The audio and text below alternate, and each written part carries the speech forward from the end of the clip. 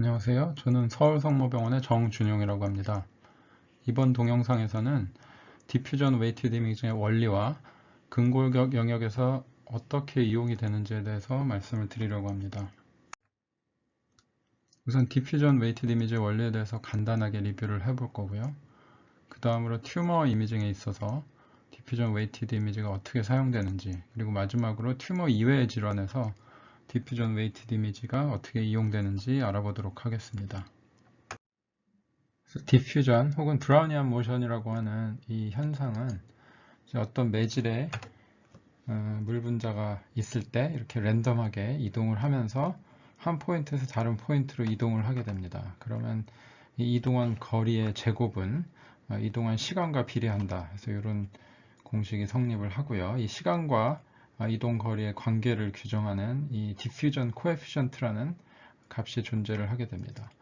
즉, 이 디퓨전 코에피션트라는 것은 시간에 따른 어떤 이동거리의 제곱으로 정의를 할 수가 있겠고, 실제로 어떤 매질의 특징에 따라서 달라지는 상수값이라고 할 수 있겠습니다. 이 앞서서는 이제 물 분자 하나의 움직임에 대해서 말씀을 드렸는데, 이제 만약에 어떤 매질에 굉장히 여러 개의 수많은 분자로 이루어진 물 분자를 이렇게 떨어뜨렸을 때, 이제 각기의 분자들은 서로 다른 방향으로 이렇게 랜덤하게 이동을 하게 될 거고요. 시간이 지나면서 점점 완전히 물과 섞이게 됩니다. 그래서 이거를 결국 디퓨전이라는 현상으로 우리가 설명을 하는데, 실제적으로 이 개개의 분자들이 어떤 일정 시간 동안 이동한 거리를 이렇게 확률 분포로 나타내 보면 가우시안 디스트리뷰션이라는 형태로 이렇게 나타나게 되고, 수식으로는 이렇게 표현을 할 수가 있습니다. 이러한 디퓨전 현상을 우리가 MRI로 디텍션을 가능하게 하는 게 바로 디퓨전 웨이티드 이미지고요. 이제 실제로 많이 사용하는 터보 스피네코의 펄스 대열이 있고, 이 180도 리포커싱 펄스 앞 뒤쪽으로 이렇게 디퓨전 센시타이징 그레디언트라고 정의되는 서로 다른 방향의 동일한 크기를 가진 그레디언트를 걸어주게 됩니다. 결국 이 디퓨전 센시타이징 그레디언트의 크기를 우리가 B-밸류라고 얘기를 하죠. 그래서 이 디퓨전 센시타이징 그레디언트를 맞게 되면은 움직이지 않은 분자들은 완전히 리포커싱이 돼서 이렇게 시그널을 크게 내지만 그 사이에 움직임이 있던 물 분자들은 이렇게 서로 다른 위치에서 그레디언트로 리포커싱이 되기 때문에 시그널이 떨어지게 되죠. 그래서 이런 현상을 이용한 게 바로 디퓨전 웨이티드 이미지가 되겠습니다.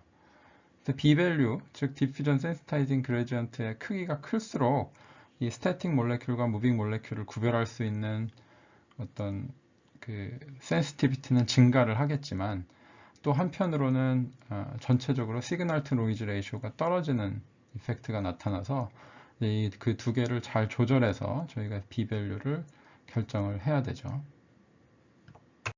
그래서 이 디퓨전 웨이티드 이미지의 시그널 인텐시티는 B-밸류가 커짐에 따라서 이렇게 점차적으로 감소를 하게 되고, 이거를 모노 익스포넨셜 피팅을 해보게 되면 이렇게 익스포넨셜한 관계를 형성을 하게 됩니다. 그래서 B-밸류가 이 시그널 인텐시티 영향을 미치고, 거기다 또한 매질의 특성인 디퓨전 코에피션트, MRI에서는 어페런트 디퓨전 코에피션트 줄여서 ADC라고 하는데, 이제 그거에 또한 영향을 받게 됩니다. 그래서 이런 등식을 양쪽에 자연 로그를 취하게 되면은 이렇게 리니어한 관계가 형성이 되면서 ADC가 이 곡선의 기울기에 해당하게 돼서 우리가 최소한 두 개의 B-밸류 이미지를 얻게 되면은 ADC를 구할 수 있다, 이렇게 얘기를 할 수가 있습니다. 하지만 최소한 3개 이상의 ADC, B-밸류를 가지고 ADC를 얻어야 좀 더 정확하다고 알려져 있습니다.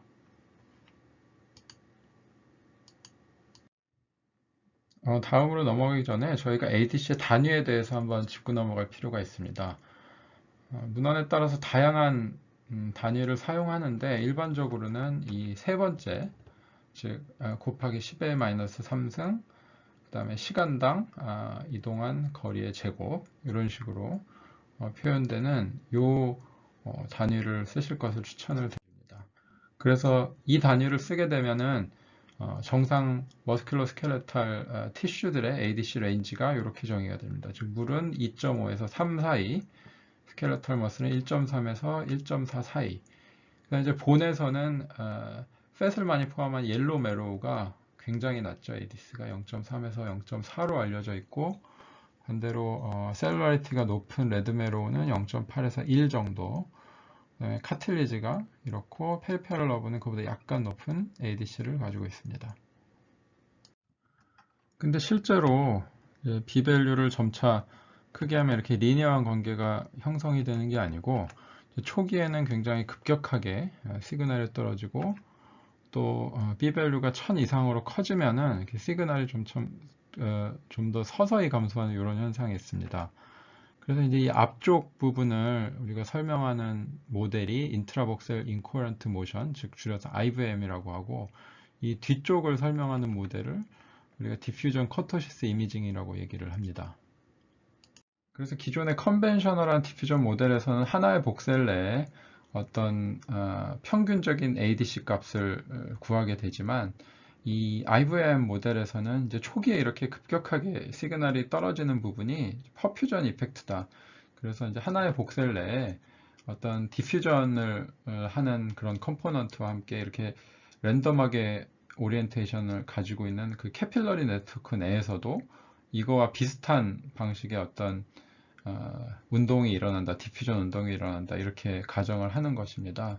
그래서 이제 시그널을 설명을 할 때 이제 이 퍼퓨전이 일어나는 프랙션과 그 다음에 순수하게 디퓨전이 일어나는 프랙션, 이게 두 개를 나누게 되고, 결국 바이오 익스포넨셜 피팅을 통해서 퍼퓨전 프랙션, 그 다음에 트루 디퓨전 코에피션트, 그 다음에 이 랜덤하게 배열된 캐필러리 내에서의 어떤 디퓨전 코에피션트인 슈도 디퓨전 코에피션트, 이렇게 세 개의 파라미터를 얻게 됩니다.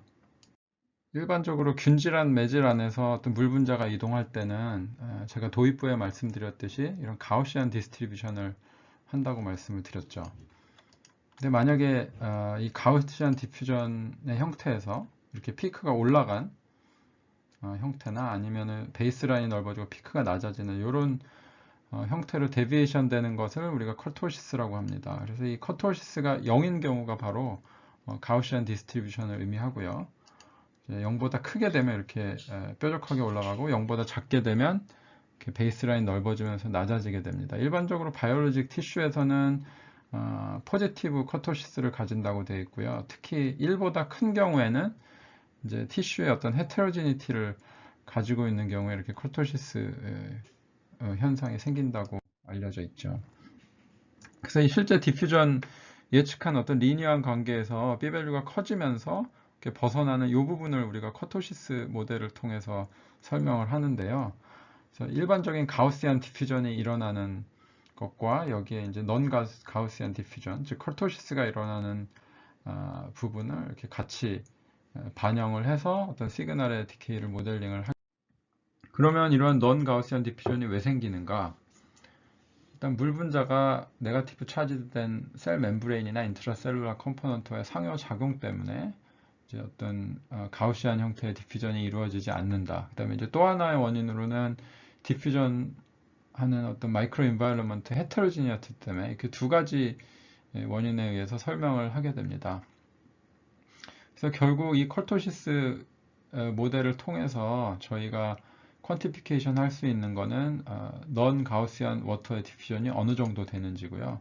이제 이렇게 커토시스 항이 추가가 되면은 이 커토시스 모델링에서는 두 개의 파라미터가 나오는데, 이 디퓨전, 어퍼런트 디퓨전, 여기서 얘기하는 이 디퓨전의 의미는 어떤 넌 가우시안 디퓨전을 보정한 어떤 ADC 값이 되겠고요. 거기에 커토시스 정도를 나타내는 K앱이라는 파라미터를 하나 더 얻을 수가 있습니다. 그래서 다시 컨벤셔널한 디퓨전으로 돌아와서 우리가 튜머 이미징에 이 디퓨전 웨이티드 이미지를 어떻게 적용하는지를 말씀을 드리겠습니다. 일반적으로 셀 멤브레인의 인테그리티가 살아있고 셀들이 컴팩트하게 있는 경우에는 지금 이 그림에서 보다시피 워터 무브먼트가 제한을 받기 때문에 디퓨전이 떨어지게 되죠. 그래서 일반적으로 말리그넌트 튜머일수록 셀룰라리티가 높기 때문에 디퓨전이 떨어진다. 이렇게 쉽게 생각을 하시면 됩니다. 그래서 이렇게 하이퍼셀룰러한 튜머일수록 내부의 프리머터들이 움직일 수 있는 공간이 적기 때문에 디퓨전이 적게 일어나서 P-밸류가 높아져도 시그널이 상대적으로 높게 남아있고, 그로 인해서 ADC는, 즉 이 직선의 기울기는 낮게 되죠.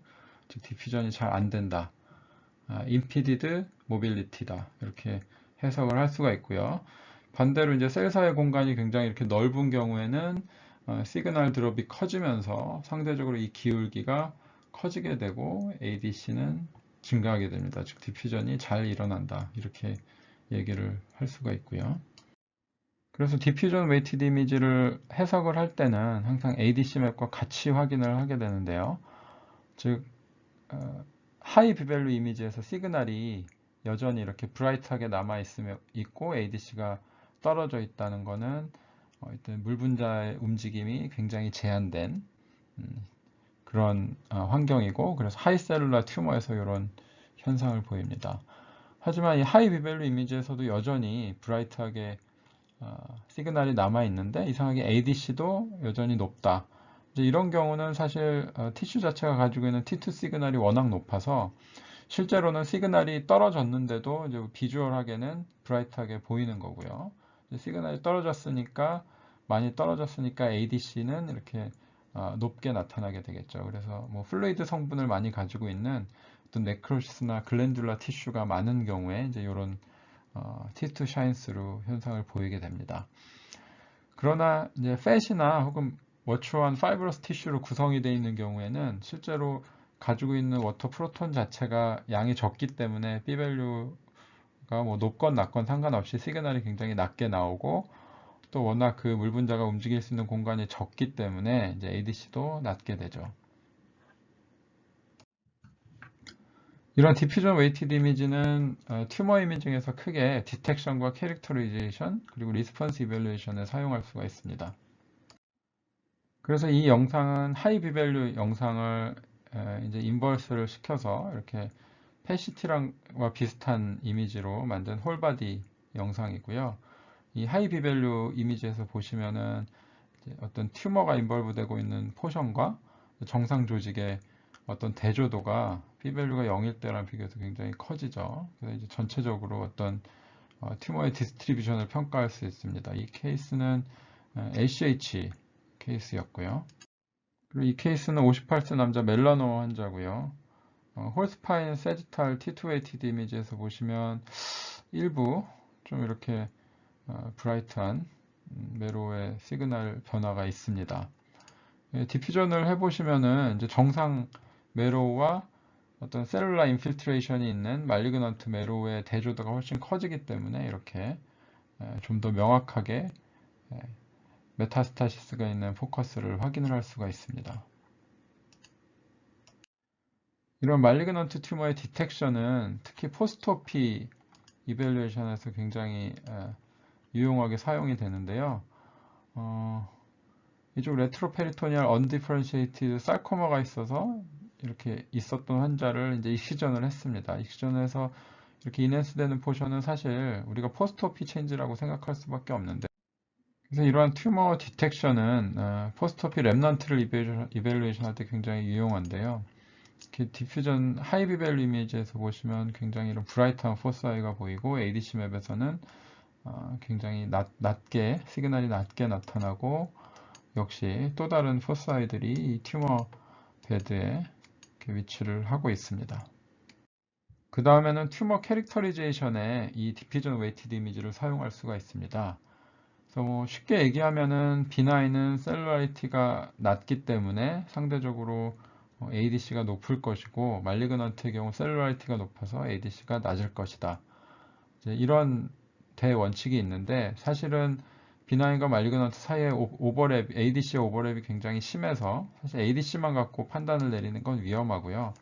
그래서 많은 연구에서는 이 스탠다드 MRI 시퀀스에다가 디퓨전 웨이티드를 같이 추가해서 어떤 판단을 내리면은 진단적으로 도움이 된다는 것들에 대한 연구가 많이 나와 있습니다. 또한 시스트와 튜머를 감별하는 데 있어서 이제 컨트라스트 인핸스를 하지 않은 경우에 ADC를 2.5 정도를 컷오프를 했을 때 굉장히 잘 구별할 수가 있다. 이런 연구가 또 나와 있습니다.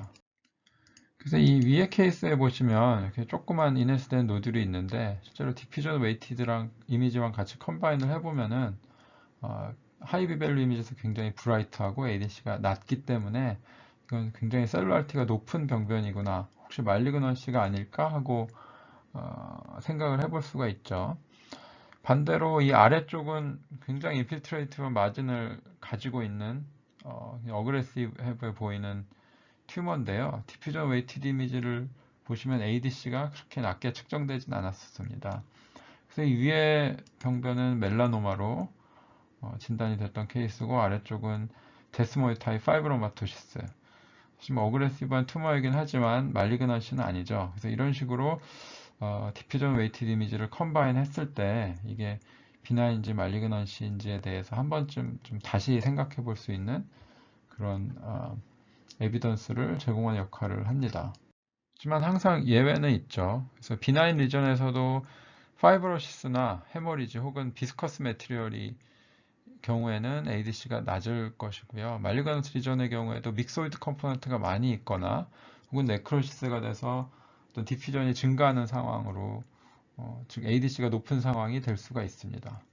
그래서 어떤 튜머를 평가를 할 때 이런 경우들을 항상 염두에 두시고 종합적으로 평가를 하셔야 되고요. 그래서 오스테오살코마 환자고 패솔로직 프랙처가 컴바인 되어 있는 케이스였습니다.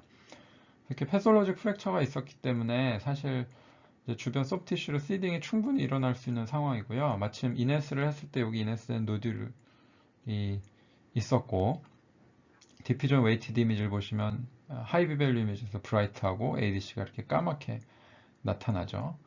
근데 실제로는 이거는 T1 웨이티드 이미지를 보면 굉장히 브라이트하죠. 그래서 이게 사실 이넨스가 되는 게 아니고 T1 자체가 굉장히 브라이트했던 거기 때문에 이거는 시딩 노들이 아니라 헤마토마구나 이렇게 판단을 하는 게 맞겠죠.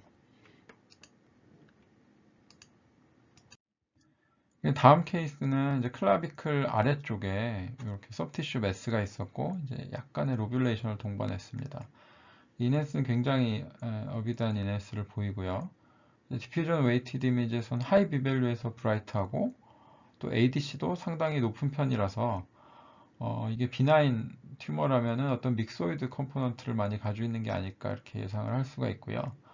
근데 사실은 믹소이드 라이포살코마로 컨펌이 되었습니다. 그래서 이렇게 믹소이드 티슈가 많은 경우에는 사실 디퓨전이 어떤 진단에 함정이 될 수 있는 그런 상황이고요. 그래서 실제로 한 연구에서는 비나인이건 말리그넌트건 믹소이드 튜머의 경우에는 민 ADC 값이 거의 차이가 없었다 이렇게 보고를 하고 있습니다. 이 디퓨전 웨이티드 이미지는 비나인 오스테오포로틱 프랙처와 말리그넌트 컴프레션 프랙처가 컨벤셔널 이미지로 감별이 어려울 때 약간의 도움을 주는 수단으로 이용을 할 수가 있습니다. 그래서 위와 아래 케이스를 보시면 사실 버테브럴 바디 전체를 인볼브하고 있고 뒤쪽 페드클까지 익스텐전을 하고 있고요. XR에서는 이런 파라스파이널 소프티시 엔트먼트가 둘 다 많이 있기 때문에 사실은 둘 다 말리그넌트 컴프레션 프랙처를 생각해야 되는 상황이죠. 하지만 위의 케이스 경우에 디퓨전 웨이티드 이미지에서 하이 비밸류에서 이렇게 브라이트한 포션들이 ADC가 굉장히 낮기 때문에 말리그넌트 컴프레션 프랙처로 생각을 할 수가 있습니다. 하지만 이 아래 케이스에서는 그런 포사이들이 보이지 않았기 때문에 비나인 오스테오포로틱 컴프레션 프랙처를 좀 더 생각할 수가 있죠.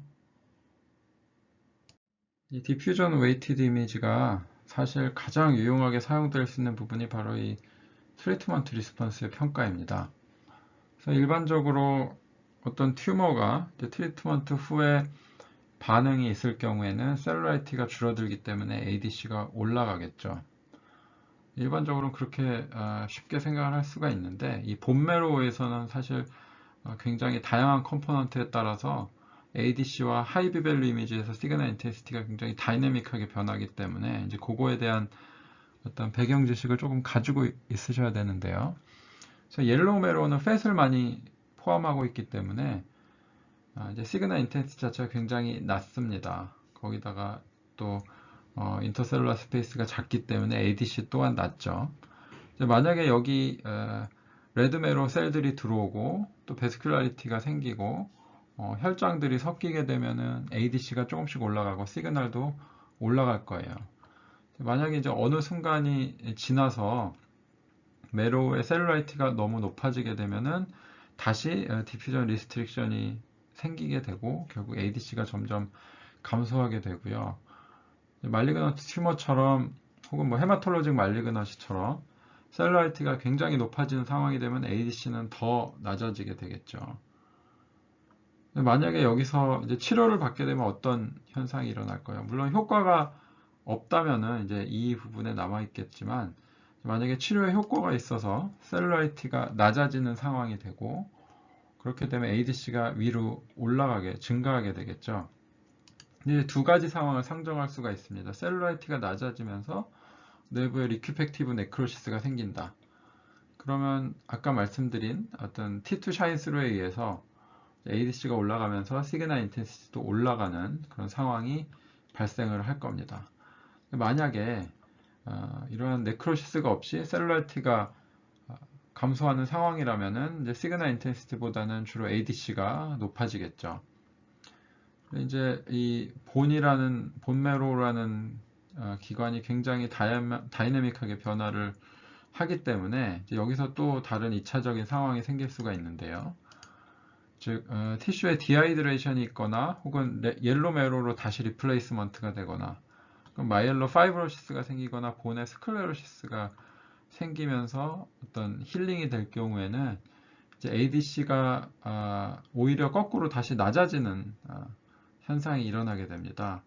그래서 이제 이러한 굉장히 다이내믹한 어떤 시그널 인텐시티와 ADC의 변화를 이해를 하고 계셔야지 저희가 어떤 본 튜머에 있어서 리스폰스 이밸루에이션을 할 수가 있는 어떤 백그라운드가 되고요. 오스테오살코마의 트리트먼트 이밸루에이션 평가에 있어서 사실 디퓨전 웨이티드 이미지가 굉장히 유용한데요. 왜냐하면 오스테오살코마는 주로 수술 전에 네오 어주번트 케모세라피를 하게 되고 근데 이 케모세라피를 하더라도 튜머 매스 자체가 드라마틱하게 줄어들지 않는 경우가 많습니다. 그래서 이 케이스에도 보시면 일단 네오 어주번트를 받고 나서 그러면 소프티슈나 어떤 본 내 익스텐트가 거의 비슷하게 남아있죠. 하지만 디퓨전 웨이티드 이미지를 보시면 하이 비밸류 이미지에서 이렇게 브라이트하던 포션들이 많이 없어졌고 내부에 ADC가 굉장히 높은 부분들이 있어서 내부에 네크로시스가 많이 생겼다는 걸 알 수 있습니다. ADC를 측정을 해보면 이렇게 증가를 했고요.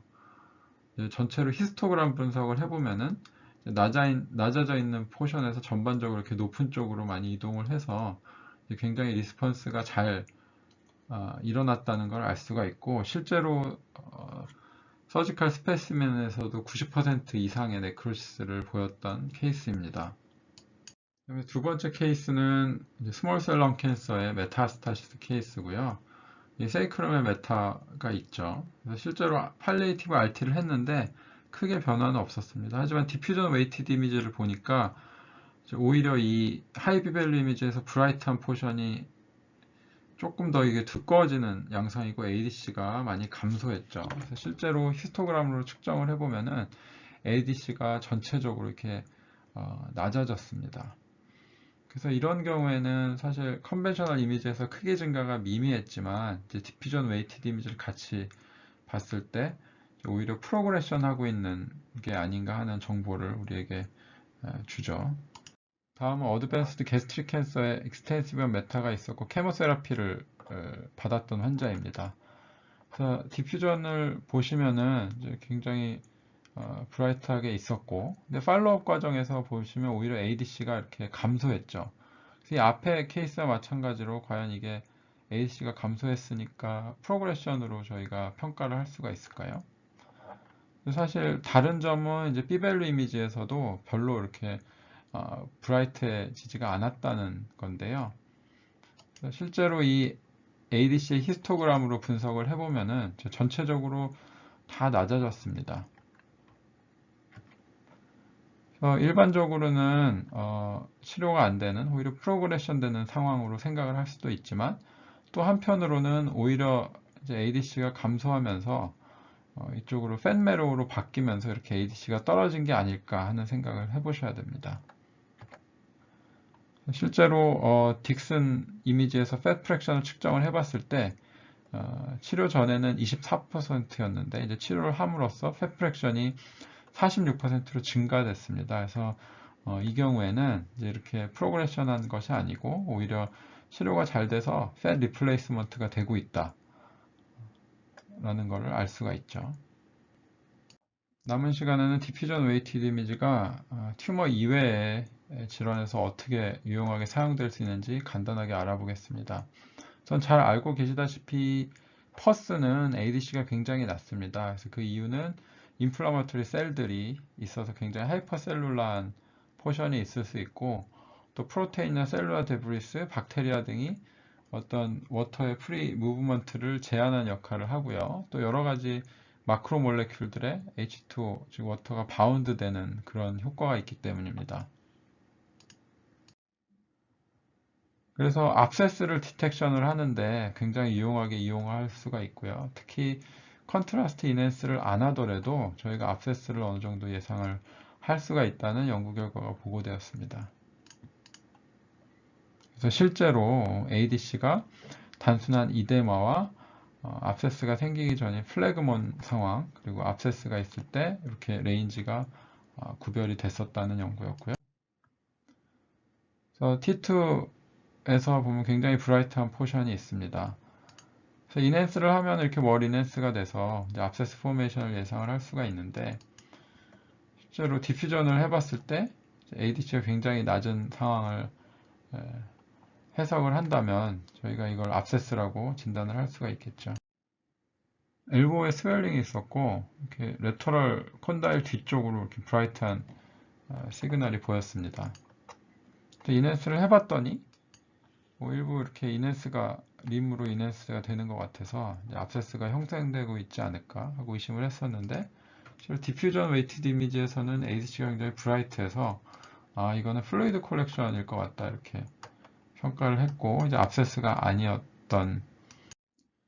다음은 피부와 스웰링으로 내원한 환자고요. 글루테알리전에 보시면 이렇게 굉장히 브라이트한 셀룰라이티스가 있었고요. 이넨스를 했을 때도 이렇게 리미넨스가 되는 부분은 아니어서 셀룰라이티스로 생각을 했는데 디퓨전 웨이티드 이미지에서는 ADC가 플루이드처럼 브라이트하진 않았고 그렇다고 해서 또 압세스처럼 아주 낮진 않았습니다. 측정을 해봤을 때 한 2.0 정도 됐고요. 그래서 이런 상황은 저희가 플래그몬의 경우에는 플루이드와 압세스 사이 정도의 ADC를 보여준다 이렇게 평가를 할 수가 있습니다. 다음으로는 오스테오마이엘라이티스와 뉴로패식 아스로패스의 구분에 디퓨전 웨이티드 이미지가 도움이 된다는 보고들이 있었는데요. 그래서 역시나 마찬가지로 팻메로 올 때는 ADC와 디퓨전 웨이티드 이미지의 시그널이 굉장히 낮다가 이제 메로가 이데마가 되면 이것들이 점차 증가하는 형태를 보이고요. 이제 그거보다 더 진행이 되게 되면 오스테오마이엘라이티스가 되게 되면 역시나 물 분자가 움직일 수 있는 공간이 여러 가지 인플라메토리 셀들로 인해서 제한을 받기 때문에 ADC가 약간 감소한다. 이런 보고가 있습니다. 그래서 레프트 풋에 페인과 스웰링 있는 환자였고 페리아티큘러 쪽으로 이렇게 브라이트한 본메로 이데마가 있었습니다. 실제로 T1에서는 시그널이 약간 감소되어 있었고 ADC를 측정해 봤을 때 비교적 높은 범위에 있었기 때문에 이거는 오스테오마이엘라이티스보다는 뉴로패식 아스트로패스에 동반된 리액티브 이데마로 결론을 내렸던 환자고요. 두 번째 케이스는 역시 페리아티큘라 쪽으로 본메로 시그널 체인지가 있고 T1이 굉장히 프로파운드하게 낮아져 있습니다. 그래서 ADC를 측정을 해봤을 때는 이 부분이 1.03으로 굉장히 낮게 나왔었고 오스테오마일라이티스로 컨펌이 된 환자입니다. 이 세지털로 얻은 디퓨전 웨이티드 이미지에서 이렇게 클로우 사인을 보일 때 인펙셔스 스폰딜라이티스보다는 디제너레이티브에 의한 변화를 시사하는 소견이다 하는 어떤 보고도 있었고요.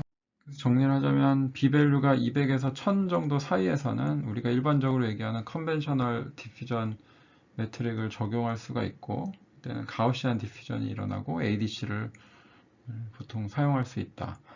B밸류가 150보다 작은 경우에는 마이크로 퍼퓨전 이펙트가 있기 때문에 IBM 모델을 적용해서 이렇게 퍼퓨전 컴포넌트를 따로 분리를 해야 된다는 거.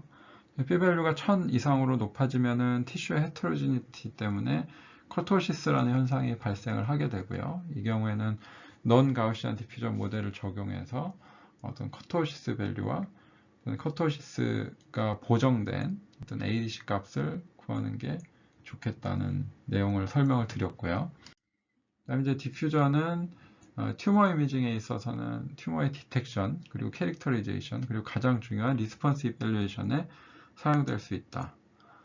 두 번째로는 튜머 이외에서는 어떤 인펙션을 평가하는 데 있어서 압세스를 디텍션하고 또는 OM과 리액티브 이데마를 구분하는 데 도움을 줄 수 있다. 이렇게 정리를 해볼 수가 있겠습니다.